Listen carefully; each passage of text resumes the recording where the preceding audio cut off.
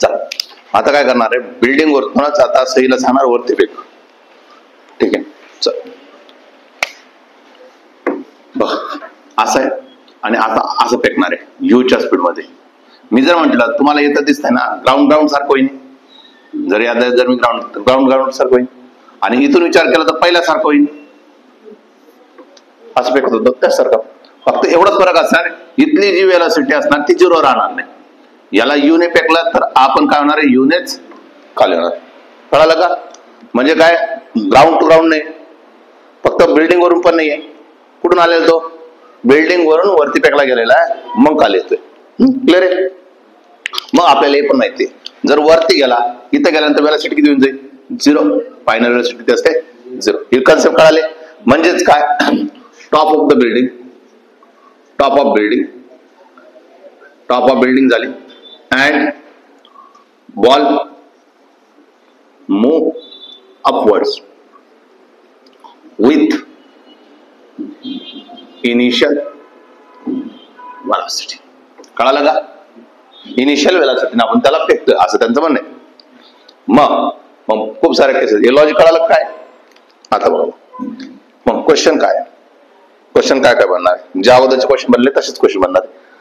आपण काल average velocity average speed पण काढलं होतं ना, कारण की डायरेक्शन चेंज झालं तर डिस्टन्स आणि डिस्प्लेसमेंट इक्वल राहत नाही. कारण तुम्ही आज थोडे शाळेत जिवंत तुम्ही बरं वाटलं. क्वेश्चन काय, क्वेश्चन मध्ये अशी ही बिल्डिंग आहे, सपोज ही बिल्डिंग माझी 45 मीटरची, किती 45 मीटरची बिल्डिंग. ही 45 मीटरची बिल्डिंग जी आहे त्याच्यामध्ये होते काय, मी म्हटलं याला बॉलला मी वरती फेकलं कितीने, 40 मीटर पर सेकंद वरती फेकलं. काल झालं होतं नाही, 40 मीटर पर सेकंद वरती फेकल्यानंतर किती सेकंदात वरती पोहोचेल, इथे किती सेकंद पोहोचेल, बी इज इक्वल काय 0, किती सेकंद पोहोचेल, 4 सेकंदात पोहोचेल. बरोबर की नाही? फक्त काय करतो आपण त्याला काय करतो आपण, आणि उभं राहायचंय. व्ही इज इक्वल काय 0 आणि व्ही इज इक्वल काय 0, इथली पण वेलॉसिटी किती राहील, खाली जाणार आहे कितीने, 40 मीटर पर सेकंदने खाली येणार. इथून तर क्लिअर आहे. आता होतंय काय, आपल्याला विचारलं गेलंय मला काय काढून द्या, काय काढून द्या. मी बघा आता मी म्हटलं तर इथून वरती जाण्यासाठी मी काय म्हटलं T1, वरती जाण्यासाठी काय म्हटलं मी T1, इथून खाली येण्यासाठी काय म्हटलं मी T2. कळालं का? आणि हा जो पार्ट इथून इथपर्यंत येण्यासाठी हा वेगळा असेल त्याला म्हटलं मी T. ठीक आहे. मग मी जर म्हटलं असतं तुम्हाला टाइम ऑफ फ्लाइट काढा रे, काय काढायला लागलं तुम्हाला, टाइम ऑफ फ्लाइट म्हणजे काय, कॅपिटल T टोटल टाइम जेव्हा तो हवेत राहतोय, हवेत कुठून राहतो, T1 T2 आणि T ला, म्हणून तुम्ही काय म्हणशाल आता T1 plus T2 plus T. कळालं का? मग आता इथून तुम्हाला काय काय विचारलं गेलं त्यांनी असं सांगितलं, मला काय काढून द्या, T1 काढून द्या, मला काय काढून द्या, T2 काढून द्या, मला काय काढून द्या, T काढून द्या, म्हणजे अल्टिमेटली मला काय काढून द्या नंतर कॅपिटल T काढून द्या. एवढं तर कळालं. दुसरं काय काय विचारलं नंतर म्हटलं त्याने, मला टोटल डिस्टन्स काढून द्या, टोटल डिस्टन्स काय काढून द्या, मला टोटल डिस्टन्स काढून द्या, म्हणजे इथून निघाला तर इथून इथपर्यंत किती होईल हे काढून द्या. टोटल डिस्प्लेसमेंट सांगा,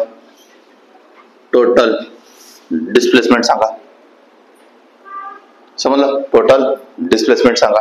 अजून ते म्हणतात की वेलॉसिटी ऑन द ग्राउंडवर वेलॉसिटी किती असेल हे पण मला सांग, म्हणजे इथं पडल्यानंतर फायनल वेलॉसिटी किती असेल याच्यावर ते चर्चा करायला लावतात. कळालं का? काय डाऊट येतं, समजलंय? आता बघ फटाफट, आता जास्त काही जर तुमचं कन्सेप्ट जर क्लिअर असेल, एवढं तर माहिती मला. वरती जाण्यासाठी किती लागेल, 40 मीटर आहे, 10 ने डिवाइड केलं किती झाले 4, इथपर्यंत इथून खाली येण्यासाठी पण किती लागले 4. नाही कळालं, समजलं? जर इथून जर माझे 4 सेकंद लागले असतील तर इथून इथपर्यंत अंतर किती होईल, म्हणजे पहिल्या केस सारखं झालं, किती होईल 4 म्हणजे किती, n² × 5 किती झाला 80 मीटर झालं ना. जर 80 मीटर झालं म्हणजे इथून इथपर्यंत येण्यासाठी 80 मीटर, वरती जाण्यासाठी किती लागेल 80 मीटर लागेल ना. हे लॉजिक तर कळालं का नाही? हा चल, पहिली तर गोष्ट आपण T1 काढून घेऊ. T1 किती येणार आहे, T1 किती 4 सेकंद, T2 किती आहे, T2 पण किती आहे 4 सेकंद. आपण कॅपिटल T आपल्याला माहिती का अजून, स्मॉल T1 माहित नाही अजून. आता एवढं तर कळलं मला, डिस्टन्स कळालं, टोटल डिस्टन्स काढून घेऊ, टोटल डिस्टन्स काढून घ्या आणि टोटल टाइम काढून घेऊ. टोटल डिस्टन्स कसं काढणार? सगळ्या डिस्टन्सचे काय करणार आपण? ऍडिशन करणार ना. म्हणजे चला ऍडिशन करूया. काय काय होणार आहे? इथून वरती जाण्यासाठी किती लागेल? 80. खाली येण्यासाठी किती लागेल? 80. अजून खाली येण्यासाठी किती लागेल? 45. म्हणजे किती झाले? 80 80 116 म्हणजे 205. 205 मीटर झालं. हे लॉजिक कळालं का? मी जर विचारलं असतं टोटल डिस्प्लेसमेंट सांगा. काय सांगितलं तुम्हाला? टोटल डिस्प्लेसमेंट कसं काढतो? Final minus initial. फायनल येत आहे, इनिशियल येत आहे. किती झालं मग? होय 45 मीटर होईल ना. 0 कसं होईल? 45 मीटर होईल ना. इथून इथपर्यंत इथूनच गेला ना तो. 50 मीटर झालं. कळालं? आता एक कन्सेप्ट बघा, आपण आज शिकलोय ना, इथून जर बॉल फेकला, सहीला सांगितलं आपण फेक, तर इथून इथपर्यंत किती?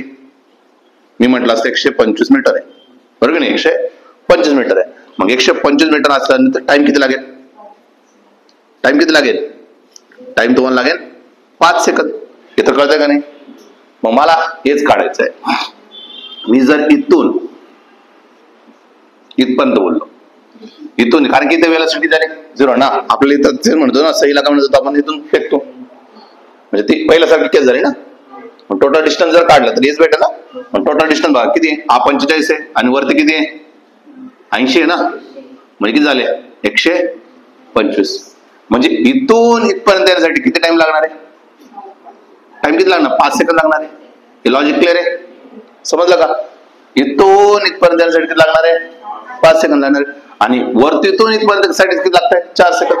मग मला सांगा आता इथून इथपर्यंत किती लागेल? 1 सेकंद लागेल. टोटल किती आहे? 5 सेकंद ना. त्याच्या अगोदर 4 सेकंद वरतीच गेला. म्हणजे उरलेला टी किती? आता स्मॉल टी किती? 1 सेकंद. स्मॉल टी किती आता? 1 सेकंद. हे लॉजिक कळाला? स्मॉल टी किती झाला? 1 सेकंद. काय डाऊट आहे कोणाला? जर मी आता विचारलं तुम्हाला टाइम ऑफ फ्लाइट, काय विचारलं तुम्हाला? टाइम ऑफ फ्लाइट कसं काढणार? टाइम ऑफ फ्लाइट सगळ्यांची काय करणार? ऍडिशन करणार. म्हणजे काय?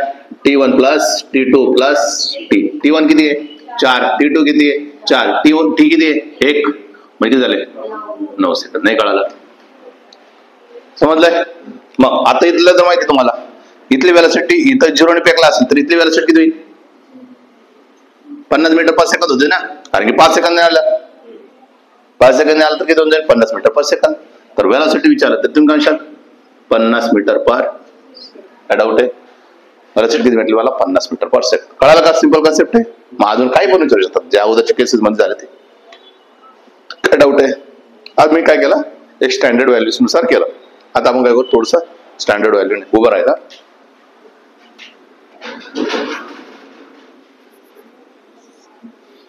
मी काय म्हटलं, ही सपोज 30 मीटरची बिल्डिंग आहे आणि मी फेकताना पण किती फेकलं? 30 मीटर पर सेकंद फेकलं. बाकी सगळ्या गोष्टी त्याच काढायच्यात. काय काय काढायचं माहिती आता? वरती जाईल आणि खाली येईल, बरोबर की नाही? आणि हे आपल्याला माहिती आहे. काय माहिती आहे? इथून इथपर्यंत जाण्यासाठी किती लागणार? वेलोसिटी 0 होण्यासाठी किती लागणार आहे? 3 सेकंद. इकडून 3 सेकंद. आपल्याला आता इथलं काढून घ्यायचं आहे. इथलं माहित नाही ना आपल्याला टाइम. हा, आता याच्यावर थोडं हे लॉजिक कळालं का? आपल्याला T1 माहित झालं. T1 किती आहे? 3 सेकंद. T2 किती आहे? 3 सेकंद आहे. आता टी माहिती का? कॅपिटल टी माहिती का? नाही. आता काय काढून घेऊ? टोटल डिस्टन्स आणि टोटल टाइम. आता मला सांगा 3 सेकंद साठी किती होईल? 45. 3 सेकंद किती होईल? 45 सेकंद. 50 मीटर होईल ना. टोटल डिस्टन्स किती होणार आहे? 45 प्लस 45 प्लस 30 म्हणजे किती? 90 प्लस 30 म्हणजे 120. 120 मीटर झालं. कळालं का? 120 मीटर. मी चालले टोटल डिस्प्लेसमेंट. आता टोटल डिस्प्लेसमेंट किती होईल? 30 मीटर. टोटल डिस्प्लेसमेंट किती होईल? 30 मीटर. आता प्रॉब्लेम झाला. काय प्रॉब्लेम झाला समजा.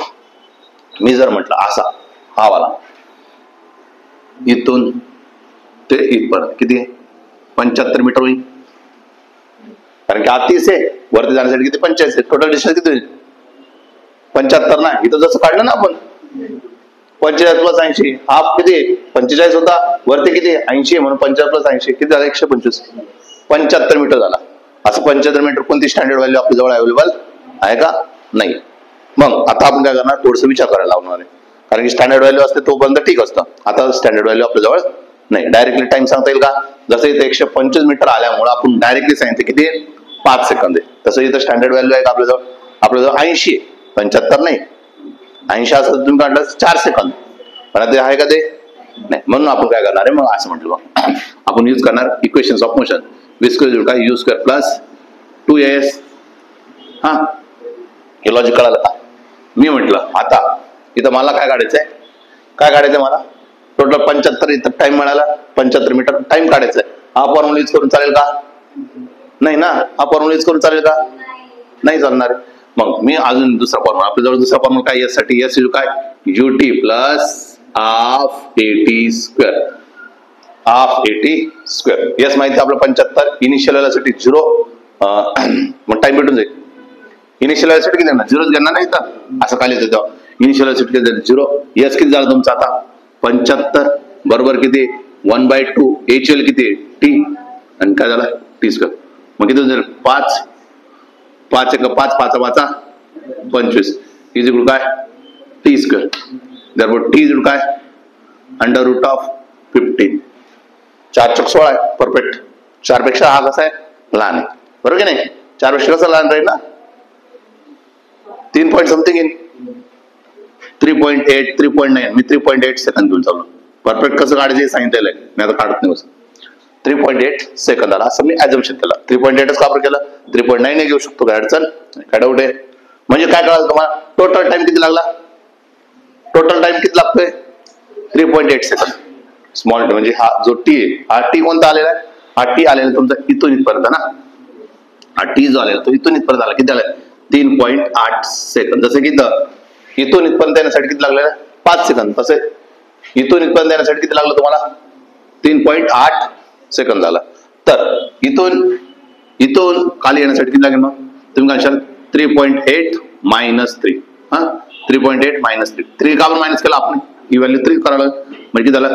0.8 सेकंद. म्हणजे तुम्हाला काय कळालं? स्मॉल टी ची व्हॅल्यू किती आली? 0.8 सेकंद. आता काय करणार आपण? टाइम ऑफ फ्लाइट करणार. टाइम ऑफ फ्लाइट कसं करणार? T1 plus T2 plus T करणार. T1 किती आहे? 3 आहे. T2 किती आहे? 3 आहे. हा किती आहे? 0.8 आहे. म्हणजे किती झाले? 6.8 सेकंद. हे काय झालं माझा? Time of flight. आता विचारलं काय? वेलॉसिटी. आता मला सांगा खाली येताना किती वेलॉसिटी टाइम लागलाय? 3.8 ना. आपल्याला माहिती आहे ना वेलॉसिटी काय असतं? G इंटू टी ना. म्हणजे किती झालं? जी किती असतं? 10 आणि टी किती दिलंय? 3.8 म्हणजे किती झाला? 38 मीटर पर सेकंद. लॉजिक कळालं? जर तुमच्याकडे स्टँडर्ड नसेल तर तुम्हाला असं जावं लागेल. जर स्टँडर्ड असेल तर डायरेक्टली. आणि 99% तुम्हाला काय येतात? स्टँडर्ड येतात. नाही आलं तर आपल्याकडे ही प्रोसेस पण माहित असणं अपेक्षित. क्लिअर आहे? पटकन घ्या.